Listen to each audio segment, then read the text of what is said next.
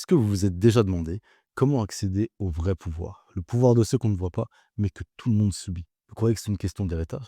Comment quelqu'un issu du bas peuple peut infiltrer les sphères d'influence? Eh bien déjà, vous devez devenir rare et fascinant. Vous devez développer une ultra compétence recherchée. Vous devez devenir celui qu'on appelle quand tout le monde échoue. Vous devez être celui qu'on remarque sans comprendre pourquoi. Tu monteras quand tu deviendras irremplaçable, quand tu rendras tous les autres autour de toi obsolètes juste par ta simple présence. Là, normalement, j'ai déjà découragé 90% des personnes, ils ont déjà scrollé alors que c'est que la première étape. La deuxième étape, c'est de créer ton propre cercle et de devenir la référence. Les élites se méfient de ceux qui veulent monter, mais aiment ceux qui dominent la sphère d'en dessous. Une fois que c'est le cas, les élites viendront te chercher et tu devras les infiltrer par leurs points faibles. Donc leur ennui existentiel, leur besoin sans cesse de nouveaux relais d'influence et leur curiosité pour ce qu'ils ne comprennent pas. Et c'est pour ça que tu dois rester indéchiffrable, jamais totalement accessible, jamais totalement décodable. Mais ne cherche pas à rentrer dans leur monde.